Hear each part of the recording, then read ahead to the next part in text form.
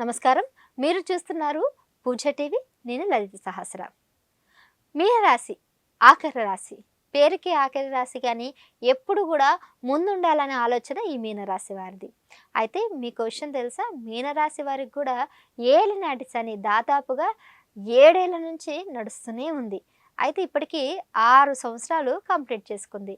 మరి 6 సంవత్సరాలు పూర్తి చేసుకున్న నేపథ్యంలో ఇంకా కేవలం 1 సంవత్సరం, 1.5 సంవత్సరం మిగిలే ఉంది. ఏలినాటి శని ప్రభావం అనేది ఎంత అంటే ఇబ్బందులు కలిగిస్తుందో మీ అందరికీ తెలిసిందే. అంటే దాన్ని నిలదొక్కుకొని బయటపడ్డ వాళ్ళకైతే అన్ని శుభ ఫలితాలే వస్తాయి. కానీ దాని ప్రభావం మీద పడి దానికి ఎటువంటి రక్షణ కవచంలో పూజలు, వ్రతాలు ఏం చేయకపోతే దానికి మీరు ఖచ్చితంగా బాధితులు అవుతూనే ఉంటారు. మరి అలాంటి మీనరాశి వారికి ఈసారి కేవలం సంవత్సరంన్నర మాత్రమే ఉంది. అది కూడా 2025 సంవత్సరం పూర్తి చేసుకున్నాం. 2026 సంవత్సరంలో మీనరాశి వారికి ఈ సంవత్సరంన్నర ఆ కష్టాలు తప్పవా అంటే తప్పవు అంటున్నారు నిపుణులు. మరి ఏ విధంగా తప్పవు? ఎలా ఉండబోతున్నాయి? ఏలినాటి శని ప్రభావం ఈసారి వీళ్ళ మీద ఎట్లా ఉండబోతుంది? ఆ శని భగవానుడి అనుగ్రహం ఈసారి ఉందా లేదా? ఈరోజు ఈ విషయాలన్నీ తెలియజేయడానికి మనతో పాటు ఉన్నారు ప్రముఖ జ్యోతిష్య నిపుణులు, లలితమ్మవారి ఉపాసకులు బ్రహ్మశ్రీ నానాజీ పట్నాయక్ గారు. నమస్కారం గురుగారు. శ్రీమాత్రే నమః. గురుగారు, మీనరాశి వారు కూడా ఈసారి 2026 సంవత్సరంలో ఎంతో సంతోషంతో, ఆనందంతో అడుగుపెట్టారు. వారి భవిష్యత్తు మీద ఎన్నో నాళ్ళ నుంచి ఉన్నటువంటి కళ ఉంది.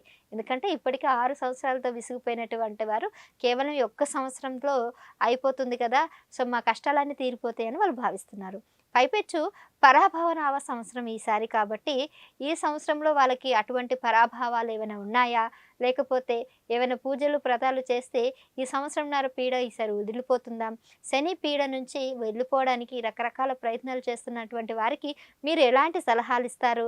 ఇవన్నీ కూడా ఈరోజు మాకు పూర్తిగా అంటే ఎట్లా చేయాలి, ఏంటి రెమెడీస్ అన్నీ కూడా ఖచ్చితంగా మా వీక్షకులతో మీరు పంచుకోవాలని మేము కోరుకుంటున్నాం. తప్పకుండా అమ్మ.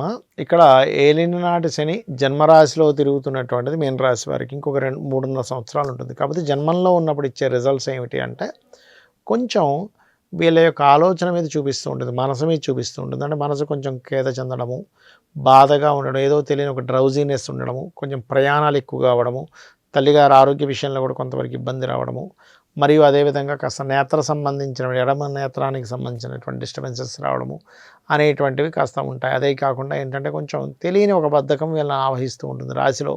ఎందుకంటే చంద్రుడు నిద్రకు కారకుడు కాబట్టి ఎక్కువ నిద్రపోవడము ఇలాంటివి ఇస్తూ ఉంటుంది. తల్లిగారి ఆరోగ్య విషయంలో కూడా కాస్త జాగ్రత్తగా ఉంటూ ఈ యొక్క పని వల్ల అంటే ఇక్కడ మెయిన్గా చంద్రుడి మీద రాశి అంటే మీన రాశి వారికి ఏలినాటి శని నడుస్తున్నందుకు మీరు ప్రధానంగా తీసుకోవాల్సినటువంటి ముఖ్యమైనటువంటి జాగ్రత్త ఏమిటి అని చెప్పి చూసుకున్నట్లయితే ఇక్కడ మీరు ప్రధానంగా తీసుకోవాల్సినటువంటిది తీసుకునేటువంటి ఫుడ్ విషయంలో, ఎందుకంటే చంద్రుడు కారకుడు కాబట్టి చంద్రుడి మీద శని ఉన్నాడు కాబట్టి స్టాక్ ఐటమ్స్ ఏవి తినకండి. అంటే రాత్రి ఉన్నది పగలు తినడం, పగలు ఎప్పుడో తయారు చేసింది రాత్రి అర్ధరాత్రి ఇప్పుడు తినడం ఇలాంటివి చేయకూడదు. ముఖ్యంగా ఏలినాటి శని జన్మంలో సంచరించేటప్పుడు బద్ధకించకూడదు. మరియు గోశాలలకు వెళ్ళి గోవులకు కాస్త సేవ చేయడం చేస్తూ ఉండాలి. మరియు అదేవిధంగా కాస్త అర్ధాష్టం మనకి జన్మరాశిలో శని సంచారం జరిగేటప్పుడు మాత్రం మీనం వారికి ప్రత్యేకంగా ఏదైనా ప్రాపర్టీ గృహం కూడా తీసుకునే యోగాన్ని ఇస్తాడు అక్కడ. ఎందుకంటే 4వ స్థానంలో గురువు కూడా సంచరిస్తున్నాడు కాబట్టి ఈ యొక్క విషయంలో జాగ్రత్తగా ఉంటూ వీలైనంత మటుకు హనుమాన్ చాలీసా చదవడం, లేనట్లయితే హోమాలకు అటెండ్ అవ్వడం, లేదా ఓం హనుమతే నమః అని అనుకోవడం, లేకపోతే ఓం హనుమాన్ చాలీసా రెగ్యులర్గా చేయడం. ఇవి ఎంత మీరు చేస్తూ ఉంటే హనుమ అనుకున్నా సరిపోతుందండి. చేస్తూ ఉన్నట్లయితే ఓం వీరాంజనేయ నమః అని కూడా అనుకోవచ్చు, తప్పేం లేదు. అయితే ఇక్కడ ప్రధానంగా ఏంటంటే ఈ రాశిలో శని సంచారం అనేది ముఖ్యంగా మీరు ఎక్కడ ఎటువంటి తప్పు చేయడం వల్ల ఇబ్బంది పడతారంటే మీరు ఇవాళ చేయవలసింది ఇవాళే చేయకుండా రేపు చేద్దాంలే మాపు చేద్దామని పెండింగ్ పోస్ట్పోన్ చేయడం వల్లే మీరు ఎక్కువ ఇబ్బంది పడతారు. కాబట్టి ఓం అనాకలిత సాదృశ్య చుబుకశ్రీ విరాజితాయ నమః అనే మంత్రం చేసుకోండి. అదేవిధంగా గోవులకు కాస్త బెల్లము తినిపించండి, క్యారెట్స్ తినిపించండి, కాస్త చండీ పారాయణానికి అటెండ్ అవుతూ ఉండండి. మీకు శని యొక్క ప్రభావం పూర్తిగా తగ్గి అన్ని విజయాలు మీరు పొందుతారు. తప్పకుండా గురుగారు, చాలా చక్కగా వివరించారు. తప్పకుండా మీనరాశి వారు పాటిస్తారని మేము కూడా కోరుకుంటున్నాం. ధన్యవాదాలు.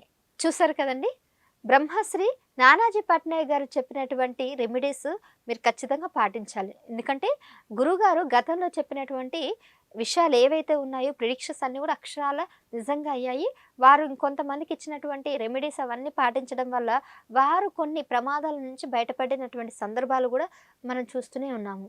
మరి మీరు మీనరాశి వారు 2026 సంవత్సరం మీద చాలా హోప్స్‌తో ఉన్నారని నాకు అర్థమవుతుంది. మీరు ఖచ్చితంగా ఈ వీటిని ఎందుకంటే ఇది మీకు ఆఖరి ఆఖరి సంవత్సరం అనొచ్చు, లేకపోతే ఆఖరి సంవత్సరంన్నర ఉండొచ్చు. అంటే ఏలినాటి శని నుంచి ముగింపు దశకి రాబోతున్నారు. సో, మరి ఈ ముగింపు దశలో శని భగవానుడు ఇంకాస్త ఎక్కువ మీ మీద ప్రభావం చూపించడానికి, మిమ్మల్ని ఎక్కువ కష్టాలను పెట్టడానికి చూస్తూ ఉంటాడు. ఇది గనక మీరు బయటపడినట్లయితే మీకింక తిరిగే ఉండదనమాట.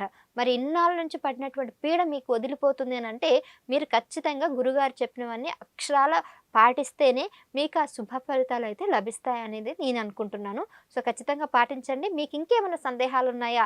ఎలా చేయాలి పూజలు? ఏ విధంగా చేయాలి? ఎట్లా చేయాలనే విషయాల మీద కింద మీరు నాకు కామెంట్ రూపంలో అడిగినట్లయితే వాటి మీద గురువుగారిని కలిసి మళ్ళీ మిమ్మల్ని అడుగుతాను. తప్పకుండా మీరు అవి పాటించొచ్చు. సో, మీకు ఇవన్నీ గూడా రక్షణ కవచంగా ఈ సంవత్సరంన్నర అంతా గూడా ఈ 2026లో మంచి ఫలితాలు ఇవ్వాలని గూడా మేము పూజ టీవీ ద్వారా మేము కోరుకుంటున్నాం. సో, మరో వీడియోతో మళ్ళీ కలుస్తూనే ఉంటాను. చూస్తూనే ఉండండి పూజ టీవీ. నమస్కారం.